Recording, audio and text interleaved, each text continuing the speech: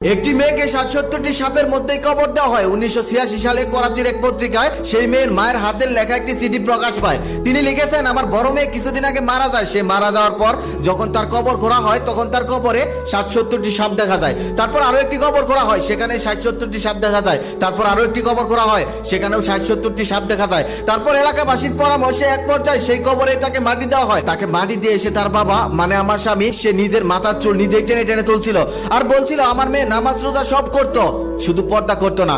পর্দার কথা বললেই সে যা ইচ্ছা তাই শুনিয়ে দিত। এক পর্যায়ে বাবা হিসেবে আমি ছিলাম ব্যর্থ, তবে আজকে সে ধনুকের ন্যায় কবরের মধ্যেই শুয়ে আছে। ১৪১৪ হিজরি শাবান মাসে আমার এক বন্ধু আমাকে জানায় তার আত্মীয়ের একটি যুবতী মেয়ে মারা যায়। সে মারা যাওয়ার পর তার কবরে নামানোর সময় তার বাবা সেখানে নামেন। তার মাটি শেষ হয়ে গেলে বাবা যখন বাড়িতে ফিরে আসেন, বাড়িতে ফিরে আসার পর দেখতে পারেন তার মানিব্যাগটা পাওয়া যাচ্ছে না। সেই মানিব্যাগের মধ্যে ছিল গুরুত্বপূর্ণ অনেক কাগজ। তারপর সে সন্দেহ করে যে সেই মানিব্যাগটা হয়তো কবরের মধ্যে পড়েছে। তারপর হুজুরের পরামর্শ নিয়ে তিনি সেই কবরটা খোঁড়েন মানিব্যাগটা ওঠানোর জন্য। তবে কবর খোঁড়ার পর বাবা যা দেখেন তার দেখে তিনি ছিটকে পড়ে যান অনেক দূরে। তিনি দেখেন তার মেয়ের শরীরে সেই কাপড়ের কাপড় আর নেই, তার মেয়ের চুল দিয়ে তার পা শক্ত করে বাঁধা আছে আর বিচ্ছুর নেই। কিছু প্রাণী তাকে গ্রাস করছে, তাকে একদম লেপ্টে আছে। তারপর খোঁজ নিয়ে জানা যায় মেয়েটির অন্য কোনো দোষ ছিল না, শুধু মেয়েটি পর্দা করতো না, ওয়েস্টার্ন ড্রেস পরতো, পর্দার দ্বারের কাছে যেত না। ঘটনা দুটি কবরের রাজা বই থেকে নেওয়া। লিখেছেন মাওলানা তারিক জামান। পৃথিবীর মধ্যে সব থেকে বোকা প্রাণী হলো মেয়েরা, কারণ তাদের নিজেদের মূল্যবান শরীর মানুষকে প্রীতেই দেখায়, পর্দা করে না,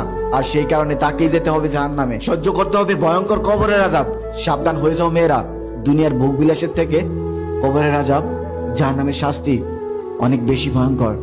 তুমি কি দেখোনি সেই ডক্টরকে যে কিনা ফেরাউনের লাশ নিয়ে গবেষণা করতে গিয়ে মুসলিম হয়ে গেল? তুমি কি দেখোনি সেই বিজ্ঞানীকে যে কিনা হাঁস নিয়ে গবেষণা করতে গিয়ে মুসলিম হয়ে গেল? তুমি কি দেখোনি সেই বিজ্ঞানীকে যে কিনা চাঁদে গিয়ে দুনিয়াতে বাজা আজান শুনতে পেল? তুমি কি শোনোনি সেই বিজ্ঞানীর নাম যে চাঁদে ভ্রমণ করতে গিয়ে চাঁদের গায়ে ফাটা দাগ দেখতে পেল? তুমি কি শোনোনি সেই খ্রিস্টান ভাইয়ের কথা যে কিনা আমার দিনী ভাইকে খ্রিস্টান করতে গিয়ে নিজেই মুসলিম হয়ে গেল? তুমি কি শোনোনি সেই সাহারা গাছের কথা যা কিনা ধুধু মরুভূমির মধ্যে এখনো জীবিত আছে?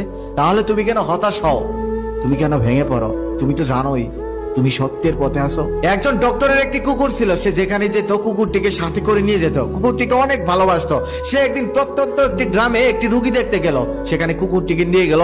কুকুরটিকে বাইরে রেখে সে ভিতরে গেল। কুকুরটি ভিতরে যাওয়ার চেষ্টা করলো, তখনই বাড়ির মালিক দরজাটা বন্ধ করে দিল। তারপর ডক্টর ভিতরে গেল, রোগী দেখলো। আসার সময় রোগীটি তার হাত ধরে বলতেছে, ডক্টর সাহেব আমি মৃত্যুকে অনেক ভয় পাই, আপনি কি জানেন মৃত্যুর ওই পারে কি আছে? তখন ডক্টর সাহেব বলেন, মৃত্যুর ওই পারে কি আছে তা আমাদের কারোই জানা নেই, শুধু হাদিস কোরআনে যতটুকু বর্ণনা দেওয়া হয়েছে ততটুকুই আমরা জানি, তার বাইরে আমরা কিচ্ছু জানি না। তখন ডক্টর সেই দরজাটা খুলে দিল আর কুকুরটা দৌড়ে ভিতরে ঢুকে পড়লো। তখন ডক্টর সাহেব রোগীর উদ্দেশ্যে বলল, দেখুন ভিতরে কি আছে তা আপনার জানার দরকার নেই, শুধু এতটুকু জেনে রাখুন সেখানে আপনার রব আছে। যেমন আমার এই কুকুরটা দরজা খোলার সাথে সাথে ভিতরে ঢুকে পড়লো। সে জানতো না ঘরের ভিতরে কি আছে, তবে সে এটা জানতো ঘরের ভিতরে আমি আছি, তাই সে ভিতরে ঢুকতে একটু ভয় করেনি। ঠিক আপনিও একটু ভয় করবেন না।